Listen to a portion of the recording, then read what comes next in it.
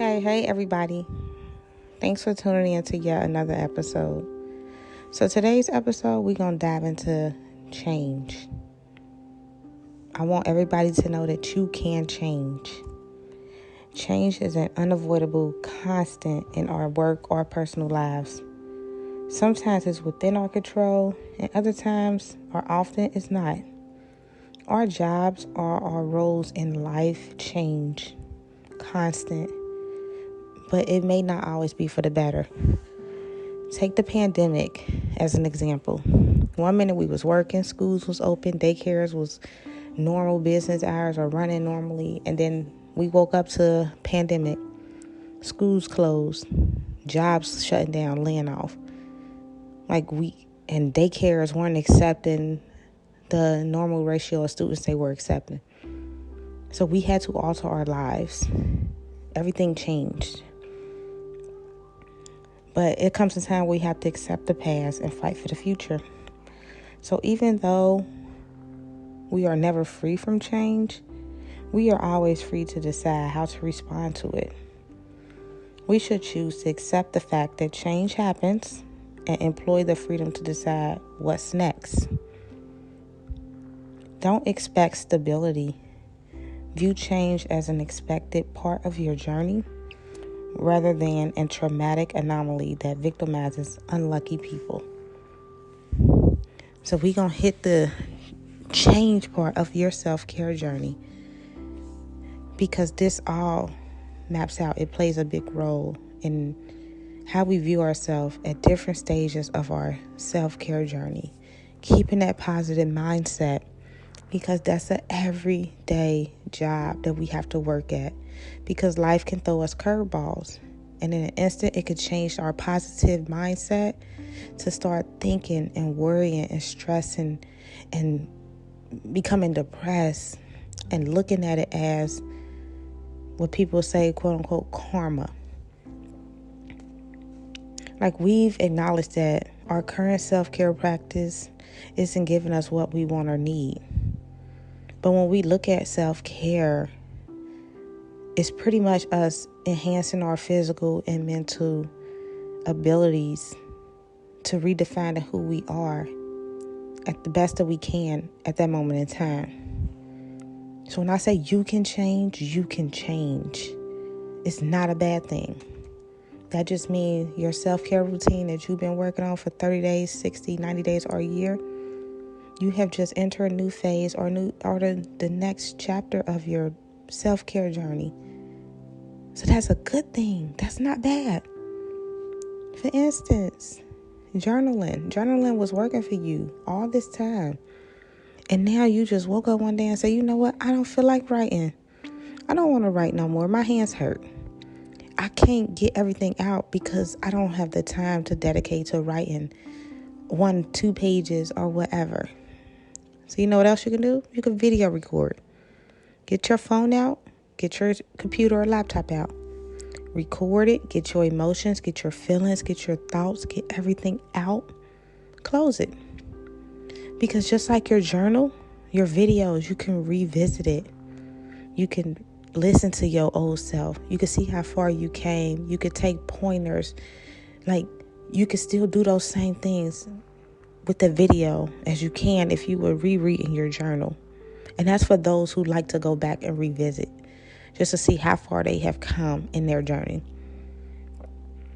Meditating, yoga, they are all best practices. But you have people that love to do it outdoors and you have people that love to do it indoors. If you are the indoor person and you say this ain't working for me, I can't stay focused, go outside in nature, breathe that fresh air. That can help as well. Switch it up. Because all that's doing is making you reacquaint yourself with yourself. Self-awareness is so important for you to be able to find what will work. Consider what was feeling stressful about your old routine and consider a new routine that can help relieve some of that tension that you may be experiencing. You really have to know and understand yourself to know what is going to work for you at that moment. You always going to have to reintroduce yourself to yourself, because you are never the person that you were yesterday. You are evolving every day. You are growing that mindset. You're thinking more freely and out the box. You're becoming more confident in who you are, what you are, and your decisions.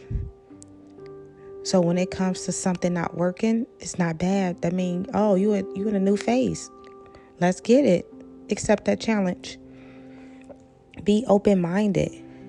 Trying something new and changing old habits can be intimidating, but we can train our brains to be more open-minded, to focus on the positive things that we can get out of experiences, rather than telling ourselves that we won't like something.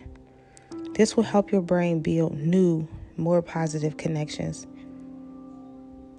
And that's good. Like me, I don't like using the word can't, because can't is a dead stop.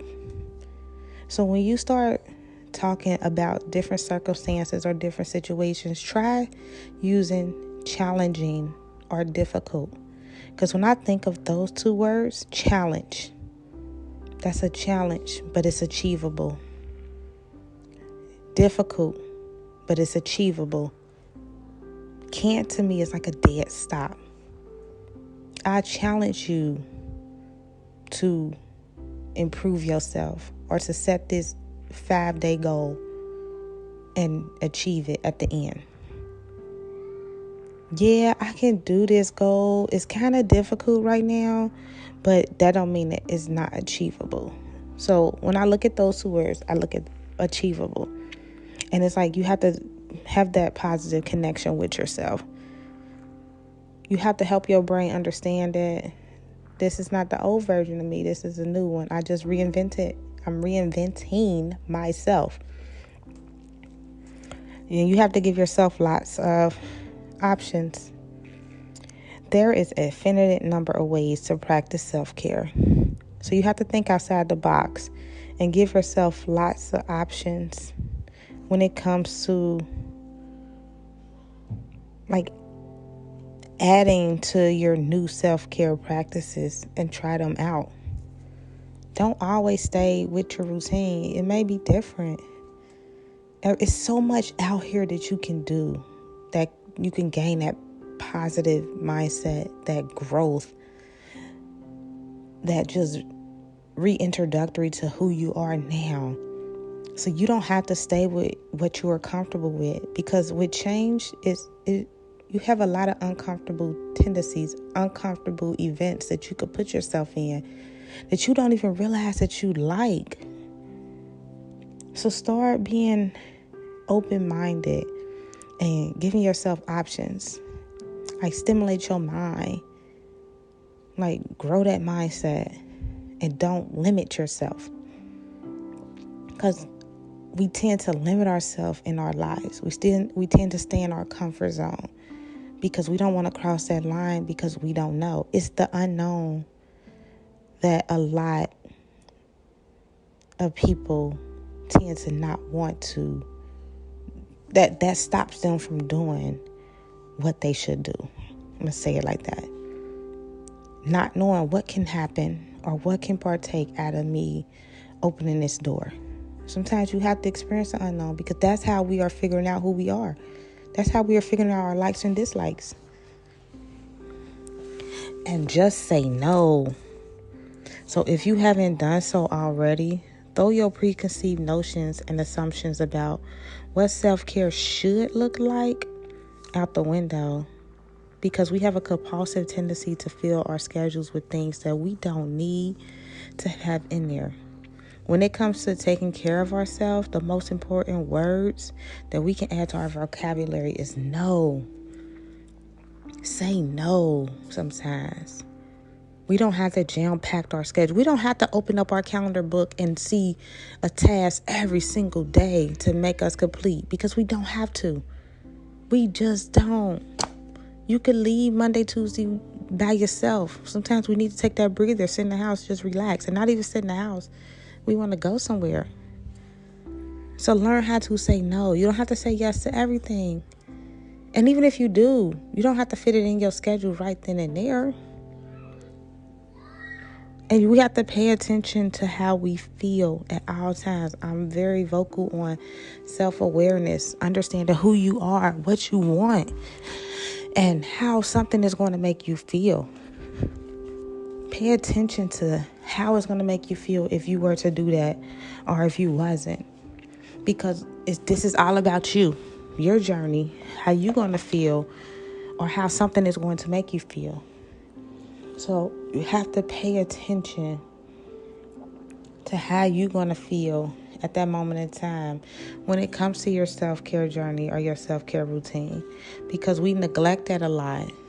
Because we trying to make everybody happy and just forgetting on the aspect of we need to make ourselves happy. So keep all these things in mind and understand that you can change. Change is not a bad thing. Often it's good for us. But if we do come across any type of change that we feel is bad or negative, so to speak, don't look at that negative aspect of that change.